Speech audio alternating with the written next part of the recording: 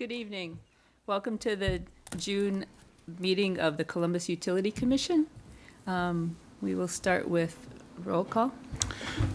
Finkler. Here. Hammer. Here. Sanderson. Here. Curtis. Here. Tome is absent. Andler. Here. Koenig Fry. Here. We have a quorum. Yes. Thank you. You're welcome. This meeting was public noticed as required for open meeting requirements. And we do have some agenda changes to make. Yes, we need to strike number 4, recognizing Mason Mosier. He is not available tonight, so I intend to bring him before the commission in our next session, next month, to recognize his achievement from Lineman School. Very good. Thank you. I would also like to remove item 1 from the consent agenda from the May Utility Commission minutes. The minutes were not in the packet, so if we could bring that back next month. Yes. I All thought right. I put them in there. You're sure? Okay. They're not there. That being said, do we have a motion to approve the agenda? I'll move to approve the agenda with removal of 1 and 4 to be moved to the next Utility Commission meeting. I second that. Thank you. All in favor? Aye. Aye. Aye. Okay, thank you. Agenda is approved. Next, we will move on to public comment. Does anybody have anything? No public comment this evening, so we will move on to the consent agenda, which includes the approval of the utility department cash disbursements report and account payable report and the outage report. I'll move to approve the consent agenda. I'll second that. And could we have a roll call vote on that, please? Finkler. Aye. Hammer. Aye. Sanderson. Aye. Curtis. Aye. Andler. Aye. Koenig Fry. Aye. Ayes have it. Thank you. The consent agenda is approved. We'll move on to new business. Item 5, resolution number 2026-1A, resolution accepting the Columbus Wastewater Treatment Plant Compliance Maintenance Annual Report. So our wastewater team leader, Peter, is here with us. He has completed the yearly report, and with your approval, we will submit that to the DNR. I have asked Peter to be here to answer any questions and maybe give just a quick overlook on the report. I beg your pardon? Peter is our department leader. Yes. Operator in charge. We had good scores overall. But I'll let Peter give any highlights or any points he wants. Touch it again. It's working. Good evening, everybody. So I've completed the 2025 Compliance Maintenance Annual Report. Everything in it is good except for one aspect, and that's our biosolids portion. Like we did, like the year before in 2024, we were not able to meet the 180-day storage requirement that the DNR wants us to have. So with that, instead of getting a perfect score, we were dinged 10 points. So we are kind of working on that now. There was, as you know, a program in place where we were going to have a dryer at the treatment plant in order to increase our capacity, or actually increase our space. I guess how can I put it? To dry out the solids so that we had more room, because as it is now, it's less than 180 days storage. But that kind of got put on the back burner for the time being. So what we're doing now is we have a pilot program where we're using a different phosphorus removal chemical. We were using a product called Hyper Ion, and we were actually having it's a a poly aluminum chloride. It's a PAC chloride coagulant. And actually, from this study so far, we're actually using less with this new chemical that we have. So we were looking, before the last 2 years or so, we were using probably 8 tankers a year of the PAC, and we're on kind of projected to just use 2 tankers a year. So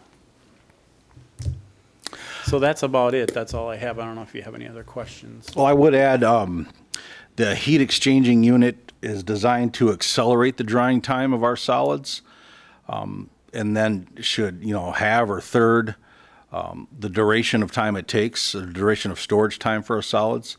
It was not possible economically this year. We do intend to put it into our CIP for 2027. And I also want to add that this pilot program was Peter's idea. He launched this. It was my intention tonight. I simply ran out of time, but to do a deep dive for the commission about what all this entails and all the work that Peter put into it and why we're excited about it. I was not able to put together a proper enough report for it, so I intend to, it will be my goal for our next meeting to explain to the commission exactly what this pilot program is for our phosphorus reduction. But I want to do it justice because Peter's put a lot of work into it. Phosphorus reduction or storage one day? Phosphorus reduction. Phosphorus reduction. It's phosphorus removal with both of the chemicals, but this product that we're using now will actually produce less sludge so that we have the room in the sludge storage facility. Do you think you'll achieve the 180 days with that change? Yes. Okay, great. I was gonna ask, Yeah. how short are we right now? We're at about 150 days, It's not bad. No, it's not. but it keeps trending up. So, Right. And Commissioner Curtis, we've had, for the 2 months that we've been using this, excellent early results. Great. So, So if I could just review my understanding of it, the 180-day requirement is due to the concern that you don't want to spread solids on frozen ground, right? that's one of the reasons, yes. One of the reasons. Well, maybe that's where I'm short. But the ground is hardly ever frozen 6 months out of the year, correct? Correct. well, at the time they wrote the policy, I imagine there was more ground freezing, but we've had milder winters. My theory is they just wanted to be super safe and. Yes. It could be ground freezing, it could be in the spring, being so wet that you're not able to get on the field, so you need to have enough space that it can carry you through, All right. so. I was just trying to get a magnitude of importance. Okay. Okay. That's it. Any other questions for Peter? Thank you, Peter. Yes, thank you. Thank you. Thank you.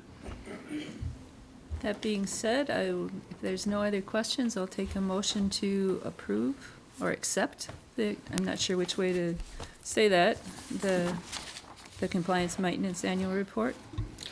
I'll move to accept the approve resolution 2026-1 that accepts the Columbus WWTP compliance maintenance annual report. I will second. Do we need a roll call on this? Shouldn't. Okay. And then all in favor, please say aye. Aye. All opposed, same sign. Motion carries. And we'll move on to item 6, which is consider and take action on the back billing for Fall River. So as we had discussed in our last meeting, there was a deficit owed by Fall River to the utility department. It originated from a billing error, but if the commission remembers, we talked about how we felt it was justified to seek this money. I am asking for direction on how to collect this. I know that we had discussed not sending a lump sum invoice. So in my mind, as a debt collector for the first time, does this mean an installment plan? And if so, what's the duration of this? Should I offer Fall River 3 years or 5 years? with no interest or some interest. Or 113,000, plus or minus a few dollars. Do you know what their monthly, Your mic. do you know what their monthly revenue intake is? I'm afraid I don't. I remember us meeting, I don't know, a couple of months ago or a few months ago over at Fall River's office or Village Hall. Yeah. And it was Rupert Melke's rep, you, Matt, and I were there, and then Fall River's village president and their engineer. Yeah. And I thought that Rupert Melke had kind of a breakdown, of just some numbers of possibility. And they had I think they had 5-year and I think they had 6-year payback on it. Okay. So, and I don't know if you still have those papers with you or not, but I'm sure that Kevin from Rupert Melke has them. We can, yes, we'll find But, out. I think, it was a billing error on our behalf.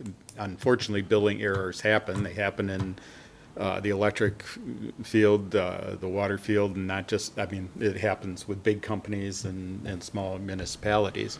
So the fact of the matter is the money is owed.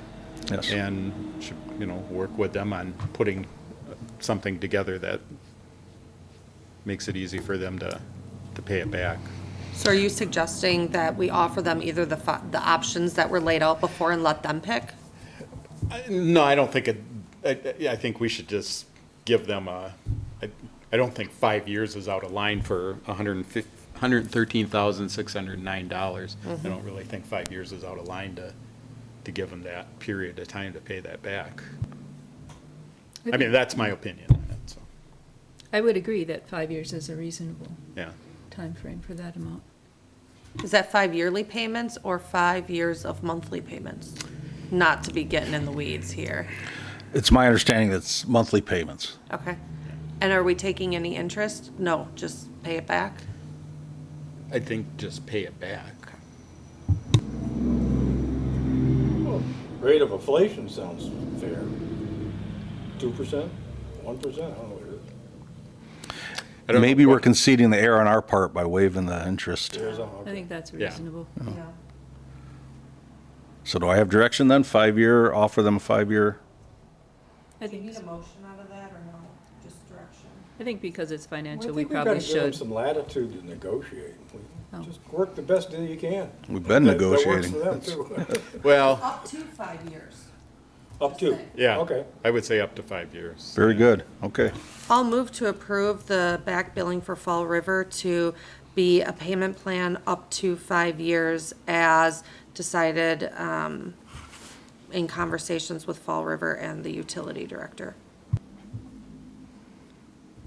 I will second. If we could have a roll call, please. Finkler, Aye. Hammer, Aye. Sanderson, Aye. Curtis, Aye. Andler, Aye. Koenig Fry. Aye. Motion carries. Thank you for bringing that forward, Randy. Absolutely. And next, we are on to the director's report. Okay, we have been very busy these past 4 weeks. So busy, it was hard to find time to put this report together. So there might be a few errors, but I don't think so. I think I had a few minutes to prove it. Well, we're going to start with a storm event we had 2 weeks ago, Wednesday the 3rd. A powerful storm system moved through our area, causing multiple trees down and numerous electrical services pulled down as well. The storm started in the late afternoon of that Wednesday the 3rd, and immediately Dalton scrambled his team. And we started tackling, well, first we canvassed the area, identifying and looking for call-outs, power outages. And then they started working on the power outages, and I had DPW out there clearing the roads. The objective was to get the power reestablished where we could and to clear the roads by pushing all the debris to the side so we can come at it with a full crew the next day. Here's Jake I'm about to cut some trees away from a secondary line. Here's just some of the damage we would encounter, just heavier branches down on the home. In addition, to tackle this, the electric crew brought in 2 trucks. They have the digger on the side with a longer, stronger boom, and then the bucket truck on the right. And then Mason goes up in the bucket, and you can see just in the top the boom being raised out. And that's going to then secure the branch while Mason starts cutting it up so it doesn't move on him. And here Jake is working that boom remotely. He has a remote in front of him. And he's making sure it doesn't fall or move suddenly so Mason can start cutting it into small pieces. This unfortunate incident occurred in the parking lot on Water Street near the intersection with James. If they had just parked in the bay to the right or left, they would have been okay. I bet they know that. But yes, the team got there. I should mention this day it was all hands on deck. We had everybody in every department out helping. This is some other collateral damage. Dalton and I went out onto the crawfish off of James Street, and there was actually 2 trees that have fallen into the river. We do not believe that this is the city's responsibility to clear. This is a navigable waterway, and the DNR and the Army Corps of Engineers claim all rights to that. We will assist or follow their direction if they tell us to help. But just wanted to bring this to the commission's attention that we also have some obstructions from the storm in the crawfish. Moving to the water department, I'll just want to preface as I go through the various departments, most of their time now is being spent on the School Street project. There are some ancillary things they're doing, but there will not be as many slides here or much to talk about in each department for just the routine activities. But they are doing some, but so much of our time now is being taken up with the School Street project. But it is flushing season, and the water department is out flushing our hydrants in quadrants. They have a delineator on there, so it directs the water maybe away from trees or away from traffic. And here Craig's cranking the hydrant. That water's fairly clear, so I believe he's shutting it off now. But normally when you turn it on, for the first 5 minutes, you'll see some color in the water. It's typically manganese, which is a natural element, but it settles in lines. But that's our primary goal, is to get out the sediment. And so he'll let it run until it clears, and then they move on. And this is something that takes 2 to 3 weeks to complete in our city. This is Evelyn. She's working on a seasonal project for Columbus Water Department, cleaning and repainting fire hydrants. You'll notice the different color at the very cap, the blue, that signifies what size water main is feeding that hydrant. And this is a very important job for the fire department, especially. They need to know what size or what kind of water pressure they're going to get once they tap that hydrant if there's a fire, and they don't have time to look it up. So we try and mark those on site. In wastewater, we're doing a lot of plant maintenance and lab work. Here, Merle's conducting lift station checks, which he and Jeremy do often. In this particular incident, this rope gets very greasy, so he's making sure bugs and lichen and such are not building up on it. Here, the crew has the Vactor truck out, and they're looking for manholes. They're actually there in the brush. You can just barely see their high-vis shirts to the left of the screen.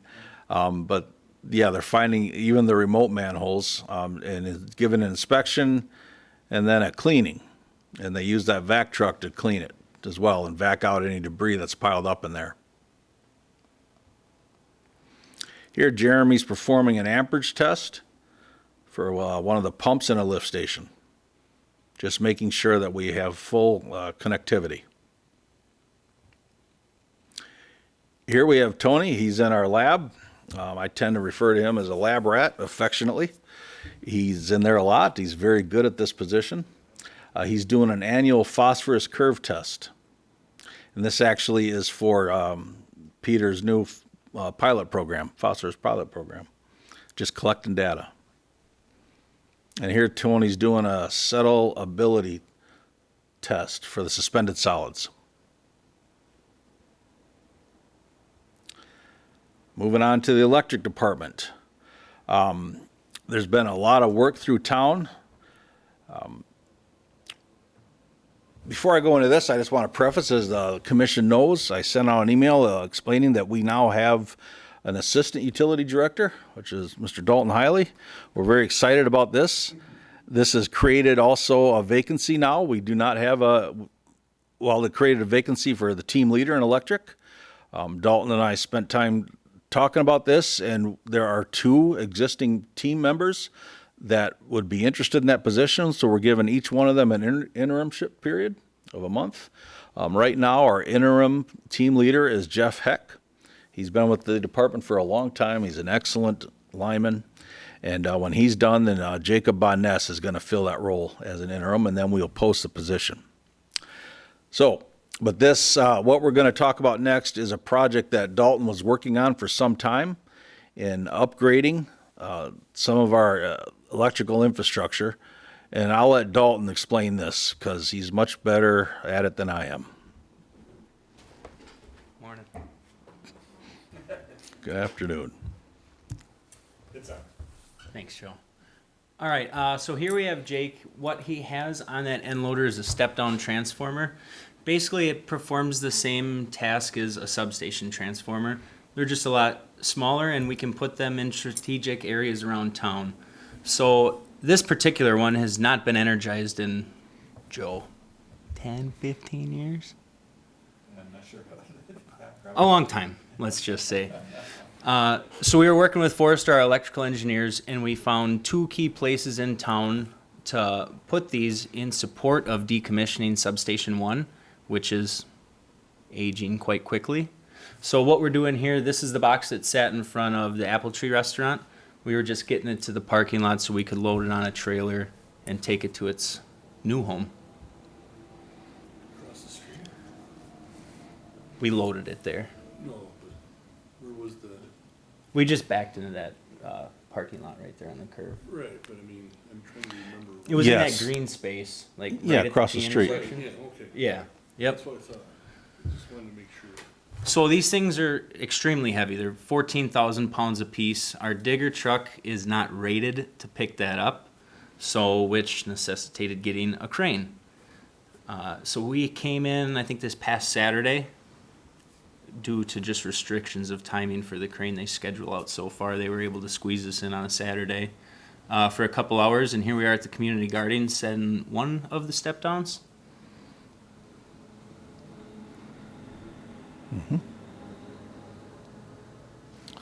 Slide? Please. Sure. Okay, so we're just maneuvering into place. We poured that concrete pad that's there a couple weeks prior. Once it's settled, we scheduled the crane to get everything set. And once this is in place, essentially what we can do is hook it to that green box next to it. That's our 7200 system. And then a couple blocks over, we'll build a new riser to plug into the 2400 system. So now the 7200 goes through that step-down transformer and can feed our 2400 system. So we'll have 3 of these in place in town, these pad mounts.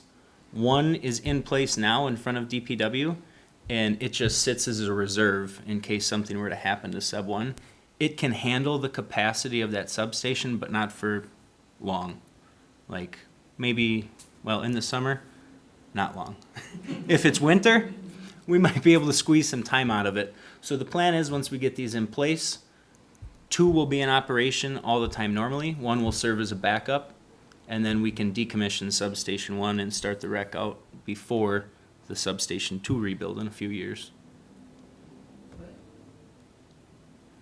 So this is the second location. It just so happens to be on School Street.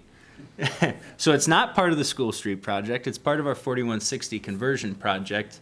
But that kind of pressed us on time as well with having to come in on the Saturday to do this work, because by, I think tomorrow, Forrest will be in that intersection lane pipe.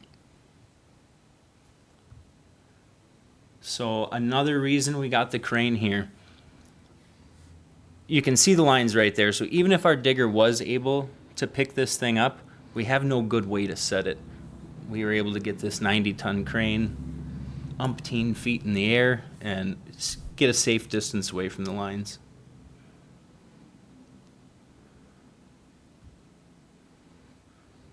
Okay, there's Mason's new home. So now we're back to the School Street project. Right across the road, essentially we're getting rid of all of the overhead to accommodate some off-street drop-off for the middle school. So we went underground with everything, and this right here is just a key junction point where all of these overhead lines essentially come together underground now and feed different areas of town from that. We'll also serve out of the step-down transformer. We'll feed into this and then branch out into like the cross streets of town. All right. And that was our project. Oh, Thank yeah. you. Thank you. What was the bill on the overhead crane? The crane was $230 an hour. We had it for 4 hours. Because you pay him from the time he leaves the shop to the time he gets back. Sticker shock, okay. Yeah, no, it was right around $1,000, maybe a touch over. So cheap insurance. Something else we've done in the last 3 weeks is doing training for the non-linemen. This is important that a number of us in the crew know how to operate the trucks from the ground. If there is an emergency where a lineman becomes incapacitated while he's in the air and there's no one else available, it's important that we're able to lower them down to the ground and perform emergency services if necessary.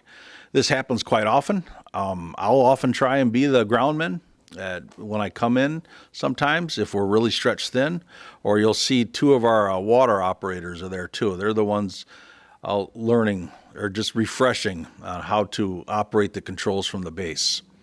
So this is something that Dalton has their team doing on a semi-annual basis. Moving to the Department of Public Works. So we had a sinkhole form in the library's parking lot. Here, Devin has already cut a perimeter out, and then we opened it up. And then we started doing a geotechnical investigation. I was just looking for any areas where this sediment could be, or the subsoils could be migrating to. I did not find any. It seemed like a gradual settlement or compaction. So we brought out a jumping jack. I did some hand probes first. Then we brought out the jumping jack, hit it for a long while, and just to observe if there's any more settlement. There did not seem to be. So we have now currently filled it back up, compacted it in lifts, and we're going to observe it for another month or 2 to make sure that it doesn't settle anymore. And once we're satisfied that it was just some gradual settlement, then we'll repave it. Well, there used to be a house at that location. That's what a years number of back, people have told me. And it, it could be just when they filled in with the old foundation and such, that there was a pocket. And That's certainly what I observed. I observed a gradual settlement instead of anything like gully erosions or anything like that going to a certain area, which is indicative of a sinkhole. So here the crew is hanging banners and flower baskets. And I was reminded daily, every day, that they were not up. So, yes, I was glad we were able to get those up. DPW has also been spending a lot of time removing trees, and because of the storms, some vulnerable trees have been exposed. So we've been hitting that pretty heavy in the last few weeks. Here they're behind the pool there.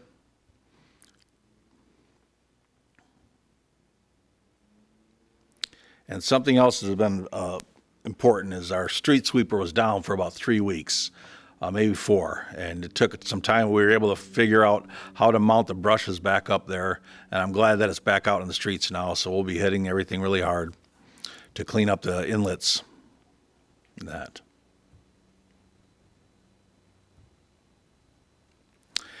And now I'll move on to the projects. well, the project, which is a School Street project. This is taking up a lot of time. It's a very big project driven by the utilities. The construction gods have been very mean to us the last 2 weeks, but hopefully we're coming into clearer water. But this is standing on the Ludington end of School Street, looking north. This project actually started at the Enerpac Park, or the Warner Park. Let's show you a plan sheet here. At the park, the very dark black rectangle is where they are building a new pavilion. You'll see a dashed blue and a dashed green line.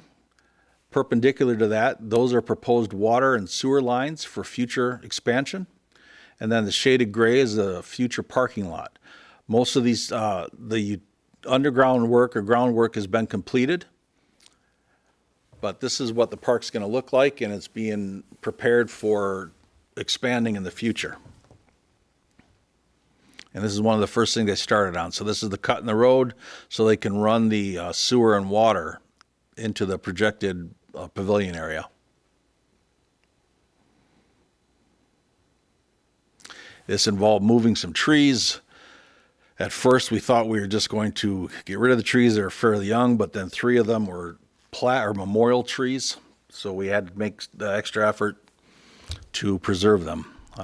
Hopefully that was successful. So far, they seem to have transitioned well.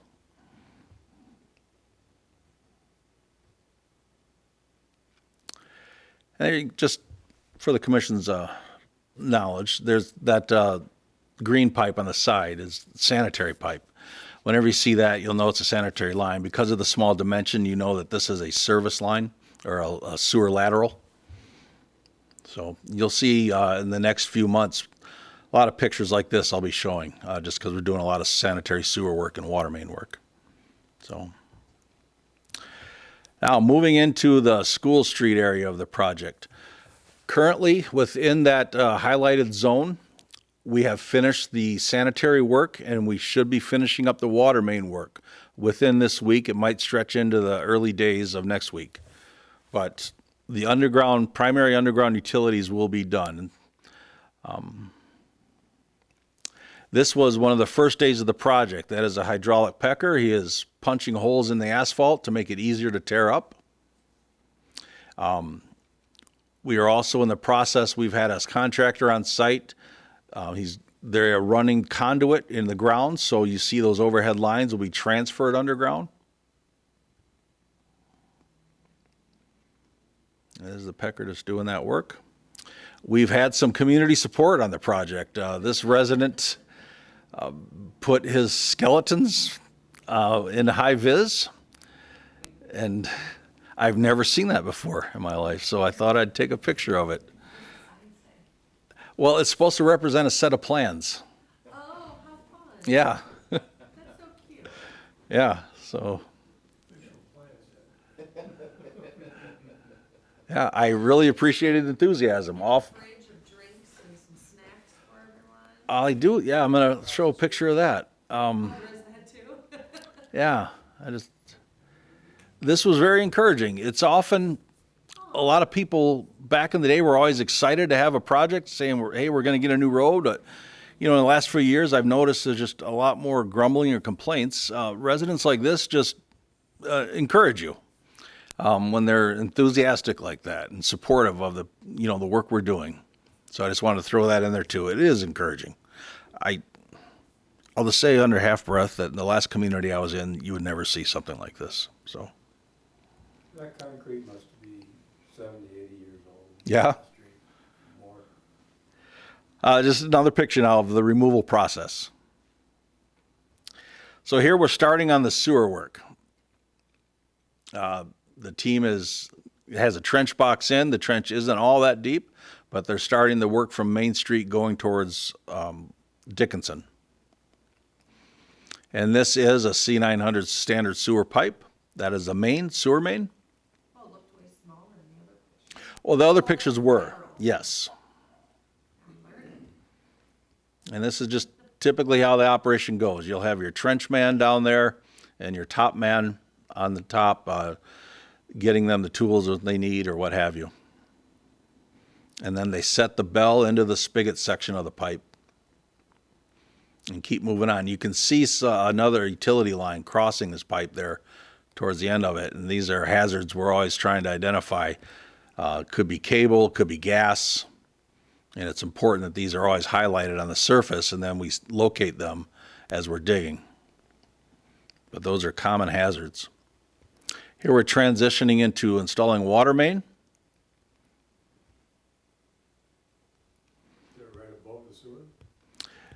Not in this instance. Typically, on most projects, the lowest elevation is going to be for your sanitary sewer. Here, the water line is going rather deep. So, at this particular elevation, they're near parallel, but not quite.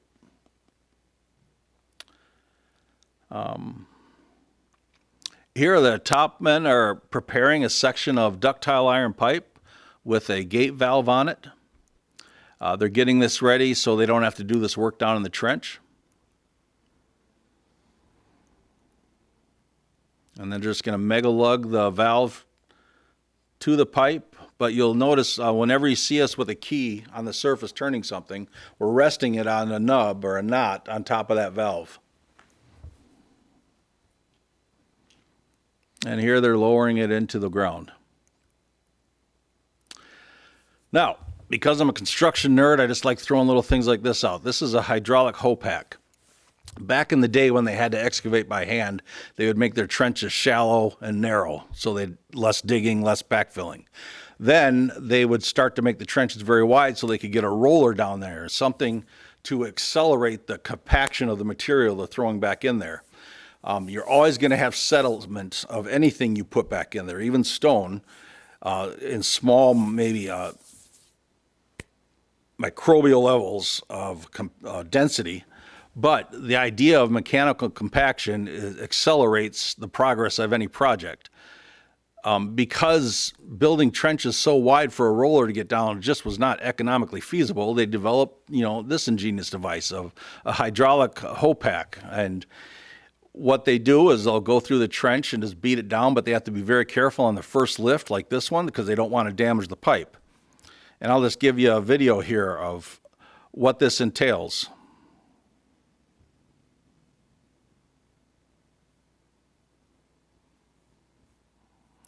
Don't know why I don't have sound.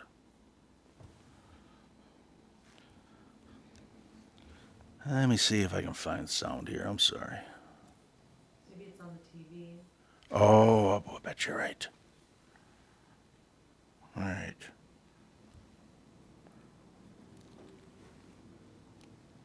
Let's try this again.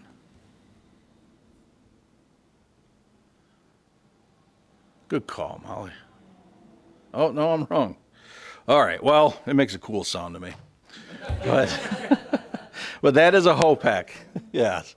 If you ever hear me reference this again, you'll know what I'm talking about then when we do mechanical compaction.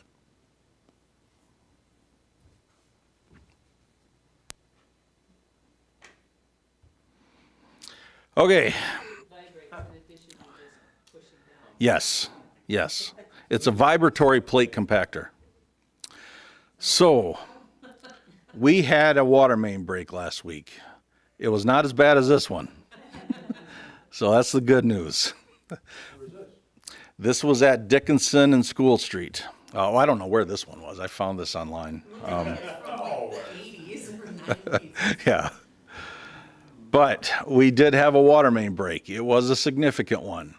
It caused a lot of problems. Our team scrambled for quite a while to find the valves to shut it off. I'll explain why we had a struggle with this one. We were approaching the warning limit within our water tower, the low warning limit of water loss. Fortunately, I'll call out Dalton again. He really stepped up trying to get everyone to hustle and find the valve that would shut this water off, and eventually we did, but there was a time there I was very nervous that I was going to have to declare a city emergency, which I've never had to do in my career.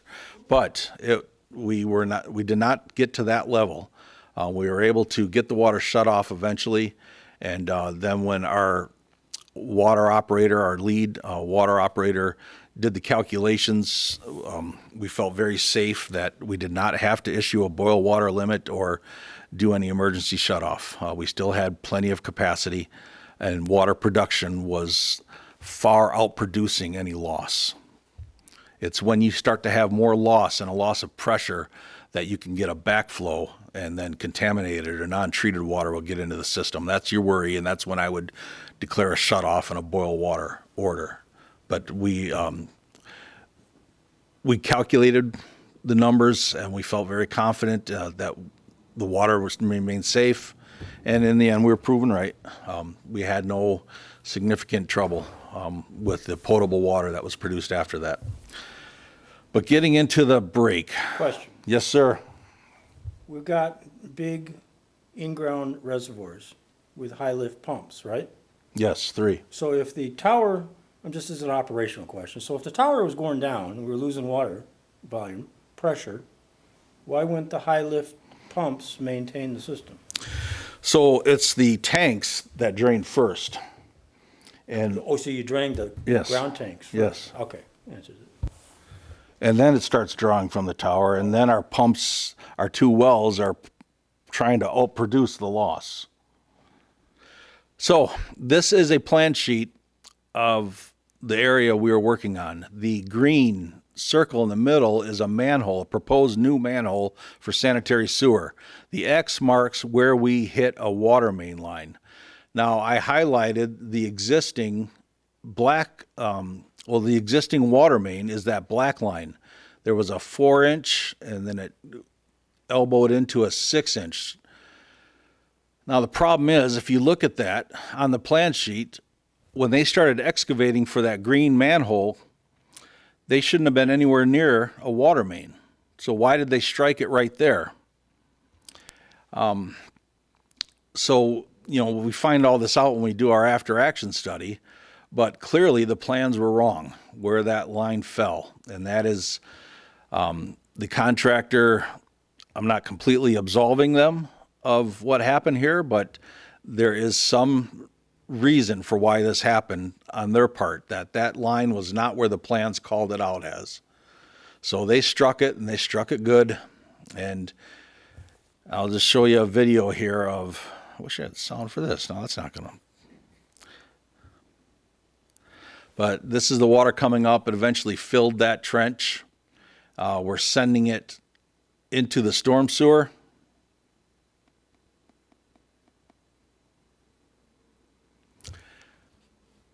But when I pulled up at 9:30 in the morning, this crew, most of that crew there is the contractors. They're all just staring at each other. They didn't have any pumps in there. And so we start barking out, orders and trying to get things moving. Eventually my staff was able to get there in force. The contractor brought out pumps. Our staff, Peter and his team, brought out pumps and their vac truck as well. And we were able to start getting the water level down as we were struggling to find the right valve. This is a diagram of a SCADA system. You'll see the water tower on the right. Just for security reasons, this is not our SCADA system, but it will give you a good indication. When on the right, when that blue line starts getting down to the bottom, that color will turn red, warning us that we're approaching the lower water or warning limit. It did do that, but then we started to gain on the production, and we were able to shut the water off eventually. This is the water going down. We had not at this point yet found the right valve, but we are pumping it out at an accelerated rate. You cannot see them here, but we had 2 vac trucks. They would come in, fill up, then go over and dump their load, and then come back. And it was a heavy scramble. This is just also another diagram of the water going down. By this point, my team is on site. That's Craig there in the black hat on the right. I think Dalton just ran off the screen there. But yes, here we have both vac trucks going, a lot of pumps. We've exposed the leak. You can see that little bit of a geyser there in the center. And pretty soon we were able to shut that off then too. And then came the repair. We had to cut out a section of old pipe. And then we created a new section with 2 Hymax sleeves on each end and installed those. It was a very long day, a lot of people. We had to expand our perimeter of shutoff for about 4 or 5 blocks out from this incident. Most people were very patient about it and understood, but we were able to get water reestablished that evening. I was very proud of the crew. Everyone pitched in. All departments were there trying to help. Because this created a good deal of disturbance, there were some valves that had not been turned in years. We did have some secondary problems. So Dalton, Tanner, the crew, Jake Tanner, the water department lead, they were all out at 5 a.m. the next morning, just trying to reestablish a few other residents that still were without water. And eventually, within a couple hours, we had everybody fully restored. And from that point on, we're having a meeting about how this happened, and we're going to be discussing it with our consulting engineer and our contractor. But I'm just glad to say that I hope that's behind us now. It was a trying time, and I'm very glad that we came through it. So that concludes my report. Are there any, and like I say, it was busy, a busy 3 weeks. But does anyone have any questions? Well, thank you to you and the team for all that. And it sounds like you all work together very, very well. Yes, I thought, And maybe got a few gray hairs because of it. it's like, oh, don't go there, Sandy. I have. But I am, again, I'm just going to reiterate, I think we are moving in a very good direction for cohesion within the departments, communication within the departments. I think our response was very good. And even though this was a bad situation, it highlighted some successes. And we're going to spend a lot of time trying to make sure this doesn't happen to this degree again. So, yeah. Thank you. One thing that I wanted to ask you about was about the packets for our monthly packets for the meetings. Yes. When should we watch for them, I guess is, Well, I guess traditionally before I got here, they were out on a Friday before. That can still be my goal. It was difficult this time around, but that will still be my goal if that's what the commission wants.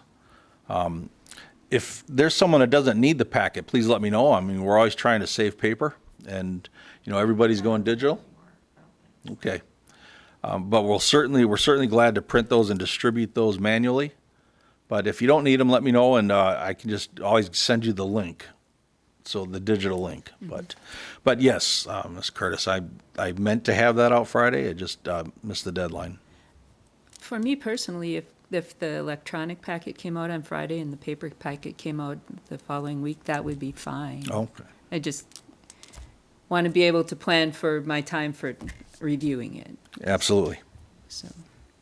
Okay, thank you. Joe, you had something you wanted to add? So last night I attended WPPI Regional Dinner and Program. And it's a chance to meet with colleagues, and I would encourage future ones that whoever can attend to please sign up for. And then Mike Peters, who's the CEO of WPPI Energy and also the future president of the board of director of American Public Power. Next week? You guys are heading out to Boston, and he'll be instilled in that position. So.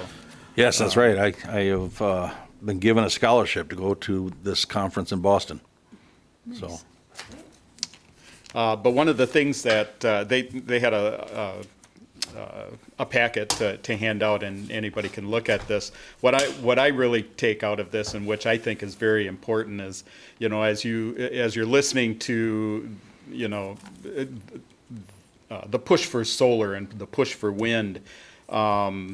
Which, as alternatives, that's not bad. But WPPI has a great, this is just a chart, and it's a great portfolio of coal, nuclear, renewables, natural gas. And that's huge. I think WPPI Energy in the state is probably the one that has the most diverse portfolio. My big thing is you don't put all your eggs in one basket, because the wind's not always going to blow, the sun's not always going to shine, and you need to have all these resources to make sure that you have your power. So, very, very happy with WPPI's team in putting together such a great portfolio. So, I would concur. WPPI is leading the industry in seeking alternative sources. They're not so alternative anymore. They are investing heavily in wind and solar. And they look at that as our future provider, so. yeah. Well, and extended just recently, the WPPI Board of Directors approved extending contracts with Point Beach Nuclear to extend out into I forget what years, I think into the 50s, I believe it is. Yes. So, yeah, so it's really good. So, yeah, I'll leave these up here. Anybody that wants to take a look at them, there's a lot of great information in there, so.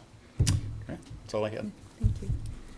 I'd like to thank Dalton for representing the community for the Safety Achievement Awards as well.